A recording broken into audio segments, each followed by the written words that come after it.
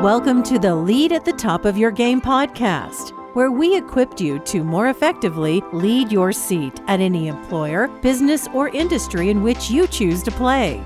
Each week, we help you sharpen your leadership acumen by cracking open the playbooks of dynamic leaders who are doing big things in their professional endeavors. And now your host, leadership tactics and organizational development expert, Karen Farrell-Rhodes.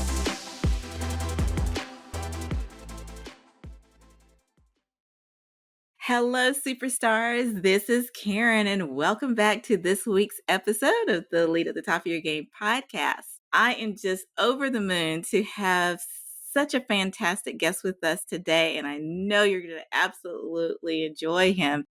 We're pleased to have on today's show John Dobelbower, and I hesitated because I wanted to make sure I got his last name correct, Dobelbower, who is the Vice President of Franchise Development at PIRTEK USA. And PIRTEK is a company that provides the fastest hydraulic and industrial hose maintenance and replacement services throughout the United States. And yes, that was a mouthful, but they're doing some absolutely fantastic work that's really needed. You know, they have over 150 locations and they offer services that minimizes equipment downtime and eliminates the need for customers to leave their job sites to locate new hydraulic or industrial hoses and fittings. So they are the 911 of this field. And I can't wait to dig into more about John's role, what PIRTEK does, and to learn a little bit more about his leadership philosophy. So welcome to today's podcast, John. Yeah, Karen, I certainly appreciate the opportunity to be here and share the time with you for sure. Absolutely. We're so happy to have you. Well, you know, before we dig into all of this good information we're going to talk about, we always love to learn a little bit more about our guests. So for just as much as you feel comfortable, would you mind giving us just a sneak peek into your life outside of work? Yeah, so, high level, I've got a 6-year-old that's about to turn 7 tomorrow, so she's incredibly excited about that. A 5-year-old and a 2-year-old, so it was great. I remember what it was like to sleep 7 years ago. But yeah, it's been good, right? They keep me busy. Certainly on the weekends, just enjoy hanging out with them and, going swimming in the pool or whatever. Oh, I love that. Such great ages, too. I will say enjoy it because it flies by like crazy. Our daughter just left the coop and it's eerily quiet. So it seems like yesterday she was born. So, but such fun ages that you have there. Well, awesome. Well, thank you so much for sharing that. So let's just kind of dive in just a little bit, John, and would love to hear just a high level overview of your career thus far. And hopefully that would help us to better understand how you got into the franchising field. Yeah, so it's been quite a path. I don't think anyone ever grows up thinking, man, I can't wait to be in the industrial and hydraulic hose business. And it certainly didn't start out that way for me. I started my first business when I was in college. It was a house painting company, ended up growing it to 3 locations, right? And was actually doing pretty well. But when I graduated college, I convinced myself, I got to go get a big boy job, because for whatever reason, I didn't think that was a big boy job, which, looking back on it, wasn't really all that smart because I was making more money than some of my professors at that point. But I ended up getting in the financial services business. So was doing, pretty well there. I was doing investment planning and life insurance planning and things like that for people. And one day, one of my customers came up to me. He owned a scrap metal recycling yard. And so he came up to me and he said, hey, John, listen, you're the investment guy. I need an investment in my business. And I said, well, that's not really the way it works. That's kind of illegal. It's called a private placement. But I'll tell you what I can do is I can make a personal investment into your business. And so one thing led to another. I ended up getting in the scrap metal business, which I had never anticipated doing, right?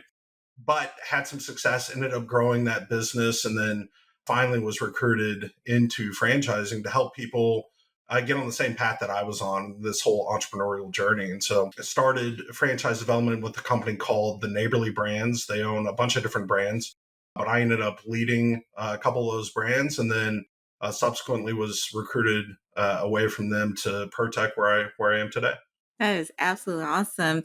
Now, can you share just a little bit more about, first, about what PIRTEK does, and then secondly, what a VP of franchise development is responsible for? Sure. So, well, PIRTEK, we're the largest I said it hydraulic. wrong, didn't I? No, you're good. You're good. But Okay. PIRTEK is the largest hydraulic and industrial hose company in the world.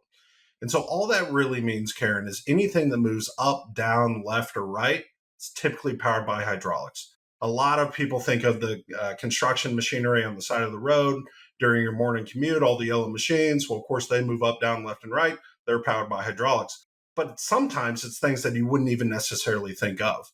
So, Karen, if you were to go get a massage this afternoon, you're going to sit on that massage table. Well, guess what? It has the ability to go up and down. It's powered by hydraulics, right?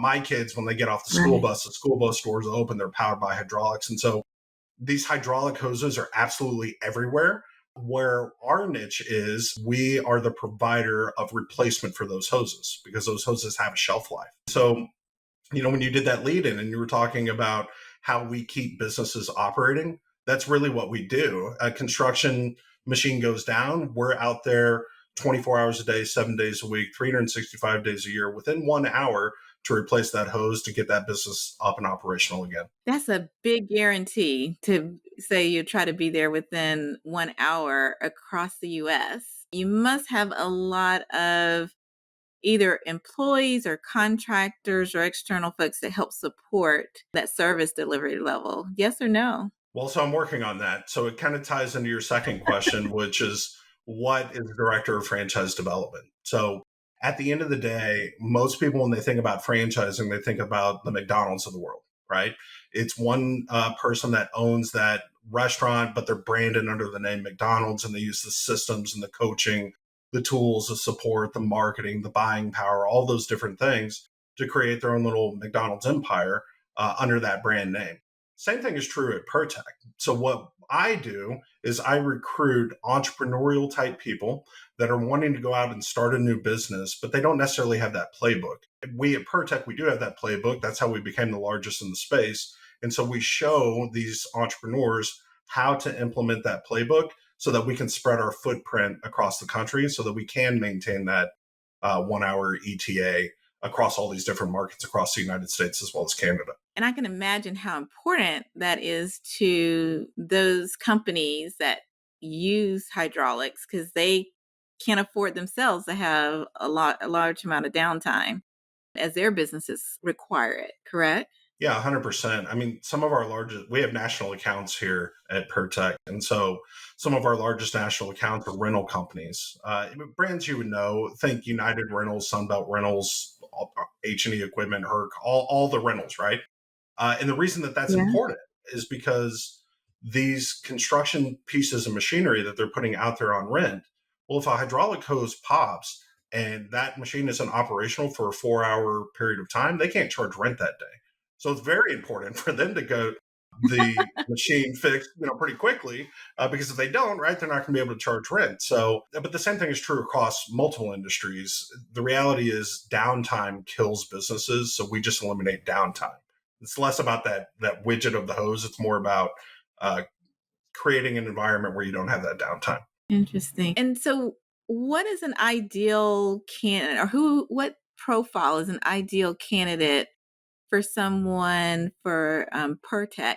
Because I'm assuming it's not like a Subway, if you will, where it's kind of easier to make sandwiches versus repairing hydraulic hoses and starting, a business or a franchise or owning a franchise that delivers those types of services, especially with that service level agreement. So, what is a great profile candidate for someone interested in PIRTEK? So I'll tell you from a professional background, it's wide ranging. I've helped an 8-time Grammy winner become a franchise owner throughout my career, right? I've helped professional athletes become franchise owners with us. And then I've helped people that started out in the field, literally, wrenching on these hydraulic hoses, and they became franchise owners as well. And everything in between. So it's not really about the professional experience. Of course, you have, a bunch of corporate refugees, right? They want to get out of corporate America. They want to go and hang their own shingle and And that's a large part of the Yeah. people that we attract.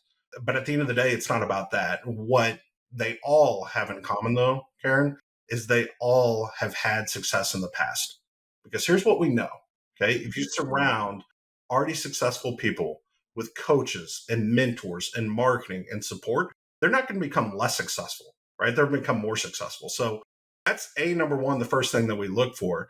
And then the second thing is, we ask our franchise owners to be excellent really at three things, none of which have anything to do with the hydraulic hose business, right? Number one, it's following a proven marketing plan, right? We know this works. We've done this over 500 times across 24 different countries. We know that the marketing plan works, but it's only going to work if you follow it, okay? Number two is you have to be the type of person that can lead, inspire, motivate, manage, and encourage team members. And then number three is you have to have a firm understanding of the numbers. And that doesn't mean that you need to be, a CPA or have a finance background or anything like that, because we have our business coaches that walk alongside you and help you understand the KPIs of that business, help you evaluate what business metrics need to be evaluated. But you have to be coachable, right, to those KPIs and coachable to the system that we have in place for our franchisees. Very interesting. So if I am interested in being a franchisee and I have those qualifications and I'm willing to put in the work and I'm passionate about it, what are the high level block of areas that you all help train the owners in? So I'm assuming there's I know you help with marketing and things like that, but there's service levels, there's hiring, there's finding locations if you have a brick and mortar. I'm not quite sure. I believe they do, but I'm not sure about that. Or is it virtual? So what are the high level buckets of education that a franchisee would get? So it's all of the above. Like you speak to training to begin with. The way that works is if you were awarded a franchise with us, and by the way, franchises are not sold, they're awarded, right? We go through what we call a mutual evaluation process. Obviously the prospective franchisee, in this case you would be evaluating us to make sure that we would be a good partner, but we're going to do the same thing, right? Because it's our brand at stake. We want to make sure that Karen is, on top of her game. So I think as you put those pieces together and you say, okay, this is the person that we want to award a franchise to, then comes the training. And so that starts off with the virtual component, learning, the blocking and tackling of the business. Ultimately, that culminates into 2 weeks at our corporate office in Rockledge, Florida. The first week is technical in nature. So we show you how to build a hose, not because we want our franchise owners to go out and build hoses, but it's important to understand how to do it. And then the second week is more business in nature. How do you run a marketing plan? How do you do all these different things? And so then we send you off, right? And we say, hey, you had these 2 weeks worth of training, but we don't just leave you hanging. We send ourselves out to your location for 2 weeks and we continue that training out in the field for our franchisees. And so that training is ongoing. We go out to our franchise locations. We have 163 now in the United States. We go out to each and every one of them at least twice a year to help those owners with what they need help with. Interesting. And from agreement that it is a win-win for you both to hanging the shingle and letting people know about your, in your territory, knowing that there's business, how long on average does that usually take? It's about 120 days from, we're ready to go to I've done the training, I've done site selection, I've, set up the brick and mortar, I've done everything. It's about 120 days on average. Interesting. Well, when you came to PIRTEK, I'm sure they had, well, I don't know. I was going to say I'm sure because I don't know the story, but I'm assuming they had at least a framework for franchising in place. But I'm curious about a couple of the things that you have brought in as far as ideas and processes to PIRTEK to help grow, I guess, your franchises across the U.S. So I certainly can't take all the credit for it, is what I will say. So we've been in the United States for about 26 years, and we grew very slowly and very responsibly until about 5 years ago. Not saying that we became irresponsible, right? But we started to really accelerate that growth. And so that was really in tandem with our CEO. Her name is Kim Gubera. She came in about 5 years ago, she grew the network by about 92% over that 5 year period of time. Then I came in and we further accelerated that growth quite a bit. And so our goal is to increase the size of the network to double what it is today over a relatively short period of time, 3 to 5 years. So we're in pretty heavy growth mode, but I think that creates a good opportunity for our new franchise owners coming in, as well as our existing owners that have been there for years, helping to further globalize the PIRTEK name. We're big in the hydraulic and industrial hose space, but we're not a household name, right? And most people don't know PIRTEK if you're sitting around the coffee table. But that is the goal, for people to understand who we are and what it is that we do. Yeah, I can understand definitely how that is the goal, because that's how you get the word out and get people who may be interested in expanding. But with any expansion of any business, there are always scaling challenges. So how have you all thought about how to grow at the rate that you're looking to try to grow at in the next, few years, and not make your people go insane, Well, I'm your glad you internal said people? that. Yeah, I'm glad you Hmm. said that. It's all about the people, right? And so before Yeah. you go Yeah. through explosive growth, I think it's important to understand and have a plan of how you're going to manage that growth responsibly and successfully. And so we did that preemptively. I mean, obviously, I came into PIRTEK, but it wasn't just me. I hired some people. We had a new guy start today on my team. And so that's constant growth on our team, but it's also constant growth from a support standpoint. We've continued to add what we call franchise consultants, or think coaches to the entrepreneurs. But we've continued to add in that department. We've continued to add for our supply chain, all these different things, anticipating rapid growth, right? But having a system and a plan in place with the people in place so that no one gets past their bandwidth and they can manage that growth successfully. That's great. And what is PIRTEK see on the horizon? I know you're looking to expand and grow, but are there other major accomplishments or initiatives that you can share? And I don't want it to be a secret or IP kind of stuff, but that you can share that you're looking at in the next, 12 to 18 months. Yeah, so it's an interesting question. The hydraulic hose industry in the United States is about a $1.8 billion business. Okay. If you add industrial hoses on top of that, it's an additional 1.8 billion. It doubles the market size, right, to 3.6. We are very, very strong in the hydraulic hose space, not so much in the industrial. So I think that is an opportunity for growth for us, number one, because it's double the market size. Nice. But even if it were just hydraulics, right, we're the largest out there. We only have $150 million worth of market share. And so if you think about the market is incredibly highly fragmented. You have a bunch of mom and pops out there that don't necessarily have the level of sophistication or training or all the different things that we have. I think it's a perfect opportunity to essentially roll up that business and continue to take market share in a pretty big industry, but a very niche industry. Someone told me a long time ago, the Yeah. riches are in the niches, and I came to PIRTEK, and then I really figured out what they meant, right? So it's been a good Yeah. ride so far. Oh, that's awesome. That's awesome. Do you all think you would ever go global, or do you think there's enough opportunity right here in the States? Yeah, so we have. We were actually founded back in Australia, believe it or not, back in Oh, 1980. I missed So that. Okay. yeah, so we're actually in 24 countries now. I lead the North American franchise development, so the United States as well as Canada. And Hmm. certainly, our focus over the last several years has been the United States because, to your point, we've got all these customers everywhere, but we need franchise owners to service all those customers. And so that's really been our level of focus here lately, but certainly have an international exposure as well. Interesting. So, I know you lead up your own small but mighty team over there. And I'm just curious, because you've had such diverse experience throughout your career, what is your approach to, leading your teams? And what do you think is key to building and sustaining high performing teams? I think first and foremost, it's having the right members on the bus, right? Because all that ties into the culture of the organization itself. If your team, I don't care how productive your team is, if they don't get along, that team is not going to be cohesive. You can't go through explosive growth. So I think it's making sure that you have the right players on the bus. I feel like we do. The second thing that we do is we input processes and systems in place, right, on the franchise development side.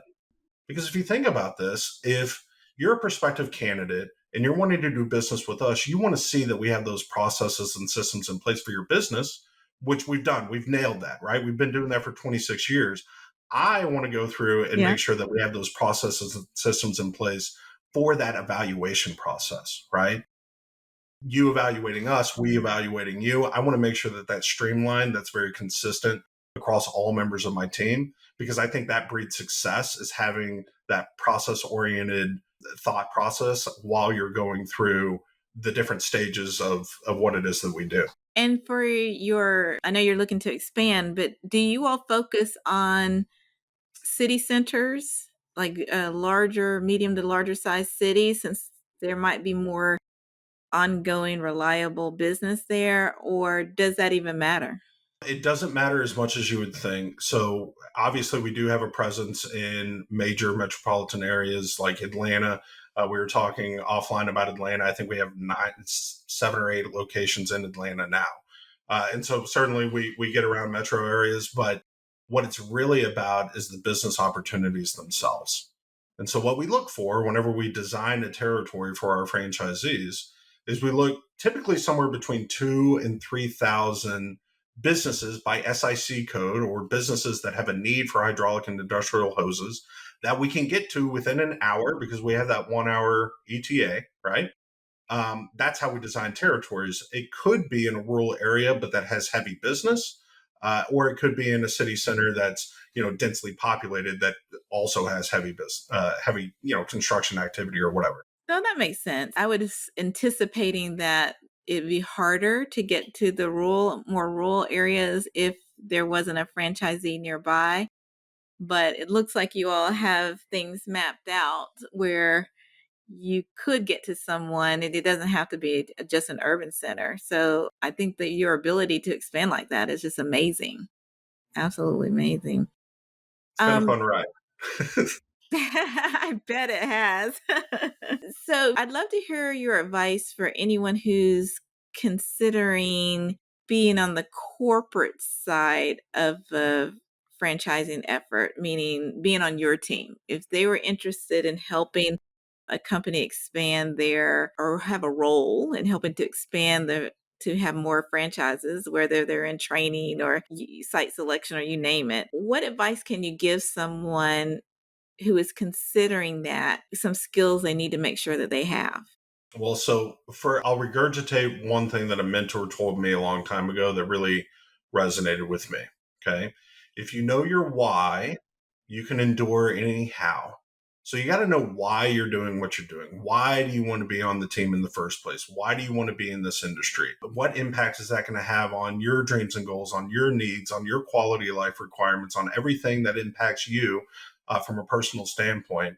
Because I'm a firm believer that if you're aligned with your personal goals, and those personal goals align with your professional goals, and those professional goals align with the organizational goals, then everybody's going to win. So I think that first and foremost, it's that, right? But then obviously there's skills that come into place there as well. So there's an educational factor in franchising. I'm what they call a certified franchise executive. It's just a designation. It's kind of like a CPA for accountants, but you go through and learn the business of franchising, which is not the business of hydraulic hose and industrial hose repair. It's completely different business, right? I would encourage anyone that wants to enter into this business to understand that it's not about us, right, at corporate. It's really about the franchisees, and it's really about how do we support the franchise owners for their significant growth, because as they grow, we grow, right? That's a relationship in tandem as opposed to a relationship that's at odds, right? Right. Absolutely. Absolutely. And forgive me for asking, but is the business model like typical franchises that get a percentage or royalties or a percentage of revenues? We do, yeah. So our royalty is 4%. Okay. Not a terrible amount when you think about all the different support and training and marketing and everything else that we do for our franchisees. But there is a 4% royalty. Yes, but y'all aren't selling bubble gum either. I mean, this is major services that you all are providing, and I'm sure it helps you all to probably, it's significant enough to keep your team in office running. It has to sustain the business. So that's awesome. Oh, I had a question. It just slipped me. It's in my mind. What was that? So curious minds want to know, what are some of the challenges or the dark sides of the business Sure. Yeah. that aren't always talked about? Maybe give me one or two. So I'll tell you, a lot of people, when they invest in businesses, they treat this like it's like a stock portfolio, right? Hey, I'm going to go through and invest in this business. I'm going to be passive. And the reality is, in Yeah, small business ownership, passive is not a thing, right? doesn't work. Doesn't We work. Exactly. Now, I mean, we have what we call semi-absentee owners. I don't even like that phrase, right? Because it has the word absentee in it. What Yeah, I prefer is engaged investors, right? Meaning, hey, I'm going to invest in this business, but I'm also going to be engaged, not necessarily on the day to day, right? Not necessarily managing the day to day, but having a finger on the pulse of that business on a day to day basis. Because the reality is, yeah, PIRTEK could be the best business model in the world, and I'm pretty bullish on it, right? But if you're not following the systems and you're not engaged as an investor, that's never going to work. And so part of our vetting that's process is right. determining that. But I have seen that before, right? In I previous can roles with, imagine. yeah, I mean, people get into the business thinking, hey, this is just going to be easy. There's nothing easy about small business ownership. Franchising makes it No. easier. It's still not easy. At all. I can imagine that. And I would imagine if you don't have a good win-win partnership relationship, doing that screening that you do up front and making sure that it's right for the both of you, and that franchisee is not successful and starts bad mouthing you all, it's such a niche industry. You don't want your reputation tarnished. Not that one person could tarnish, all of PureTech, but I'm sure that due diligence reduces the instances of negative publicity or negative word of mouth. Yeah, Um, 100%. that's what I see It's from outside looking in. Yeah, well, it's kind of like dating, right? If we're going to go through Yeah, this process, I'm going to learn about you, you're going to learn about me. At some point, we're going to show our warts to each other, but hopefully we're going to do all of that before we get married, right? Because once we're in business exactly. with each other, it's a lot harder to break up a marriage than it is to break it up on the front end, right? And so we would rather go through that Exactly. vetting process on both sides and determine, hey, do we want to get married, and if so, what does that look like? Absolutely fascinating. Absolutely fascinating. Well, John, before we wrap up, we couldn't let you get out of here without answering our signature question for our guests. And as you know, my company did research on leadership execution and wrote a book about our findings and what have you. And out of that came 7 big buckets or areas that are very important no matter what leadership effort you're working on. And so we always ask our guests which one of the 7 areas really popped for you. And you were so kind to share that leading with intrapreneurship really caught your eye.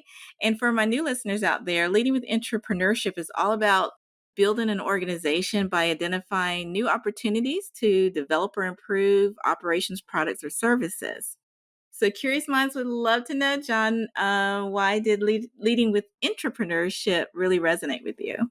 Well, I think part of it's my as an entrepreneur, right? Going through and starting I multiple can imagine. businesses and successfully selling multiple businesses, and then obviously helping hundreds of people on their path to entrepreneurship as well. I think that resonates with me.